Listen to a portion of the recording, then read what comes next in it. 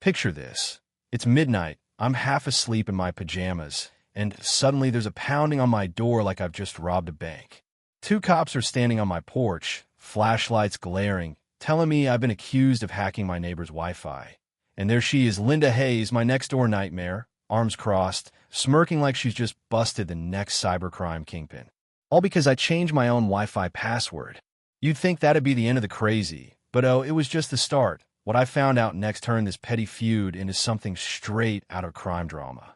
My name's Jared Carter, 32, a freelance IT consultant living in Oakwood Heights, a quiet little suburb in Colorado where I thought I'd settled in for a chill life. I moved in 6 months ago, set up my home office, and got my Wi-Fi running. Nothing fancy, just a solid connection for work and streaming. I'm not the guy looking for trouble. I keep to myself, wave at neighbors, maybe chat about the weather with Mr. Ellis, the old guy across the street. But Linda, oh man, she was trouble from day one. Mid-50s, always in yoga pants and oversized sunglasses, strutting around like she owned the block. The first time we met, she grilled me about my job, my car, even my recycling habits, like I needed her stamp of approval to exist. I brushed it off. Some people just love playing neighborhood cop, but I had no idea how far she'd take it. The whole mess started when I noticed my internet crawling like it was stuck in 1999. I'm no rookie. I logged into my router, checked the settings, and saw a bunch of devices connected that weren't mine. Phones, laptops, even a smart fridge. Someone was leeching my Wi-Fi, big time. So I did what any normal person would do. Changed the password to something like Stop Stealing Wi-Fi 2025 and kicked everyone off. Problem solved, right? Nope. That night, I'm jolted awake by those cops, with Linda out there claiming I'd hack her internet and cut off her son's homework. I stood on my porch, rubbing sleep from my eyes, trying not to laugh. "Ma'am," I said, "you're saying I hacked my own Wi-Fi? The one I pay for?" Linda's face went tomato red. "Don't play dumb," she snapped, sunglasses still perched on her head at midnight.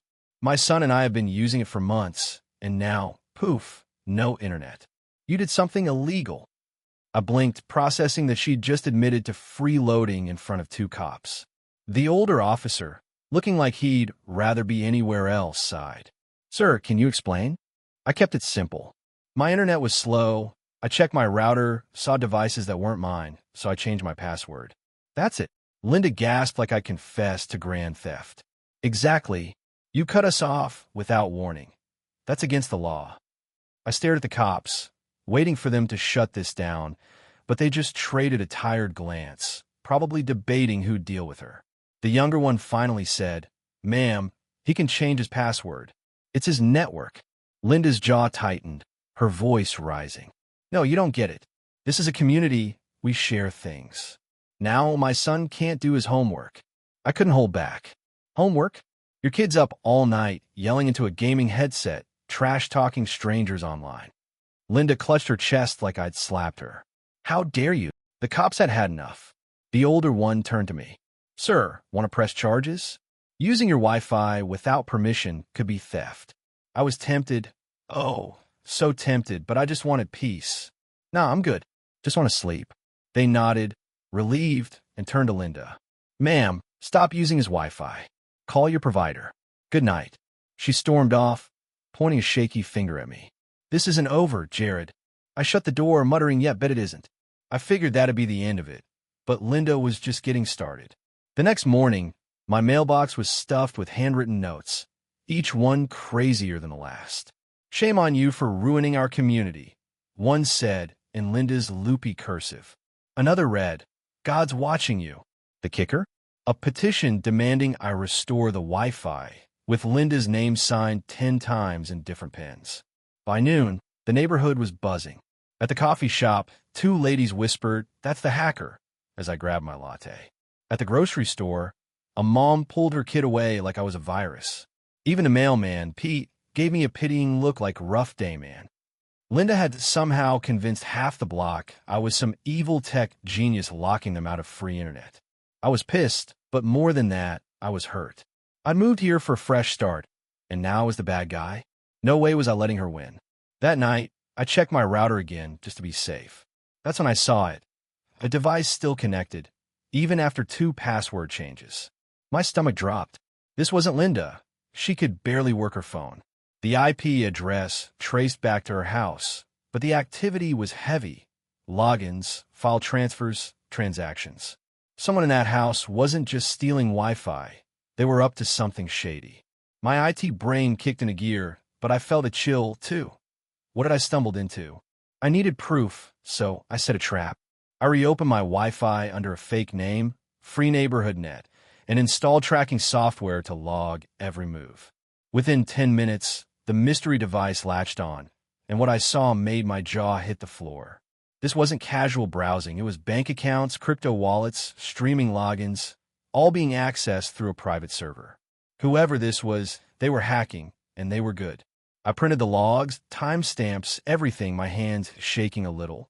This wasn't about Linda's tantrum anymore. This was felony-level stuff, and it was happening on my network. I couldn't ignore it. If the feds traced it back to me, I'd be screwed. I needed to confront Linda, but smart, not guns blazing. The next evening, I knocked on her door, papers in hand. She answered, glaring like I'd kicked her dog. "What now, Jared? My grass too green for you." I held up the logs. "Someone in your house is hacking accounts through my Wi-Fi. This isn't a game, Linda. It's serious." She blinked, her scowl faltering, like she genuinely didn't know what I meant. She snatched the papers, skimming them, her frown deepening. "This is gibberish. What are you accusing me of?" I studied her. She wasn't lying, not this time. That meant someone else was behind it. Before I could say more, she turned and bellowed, "Tyler!" Footsteps thumped downstairs, and there was Tyler, her 18-year-old son, headphones around his neck, clutching a laptop like it was his lifeline. He looked like a deer in headlights, pale, eyes darting. Linda waved the papers. "Explain this." "Jared says someone's hacking from our house." Tyler swallowed hard, his voice cracking. I don't know what that is." Linda's eyes narrowed. "Give me the laptop, Tyler." He stepped back, gripping it tighter. "Mom, no." Her voice turned icy. "Now." Tyler's shoulders slumped, and he handed it over, looking like he'd just lost everything. Linda flipped it open, her face set in a smug, "I'll prove you wrong" smirk, but it vanished fast. The screen lit up with a list of stolen accounts. Netflix, bank logins, credit card details, crypto wallets, all under different usernames. Linda's jaw dropped, her voice barely a whisper. "What is this?" I peeked over her shoulder, my gut twisting. This wasn't small time.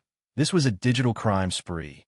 Tyler backed toward the stairs, stammering, "Mom, I can't explain." Linda whirled on him, shaking. "What have you done, Tyler?" He tried to downplay it, his voice desperate. "It's just streaming accounts, okay? People share those all the time." I crossed my arms. "And the bank logins? The crypto?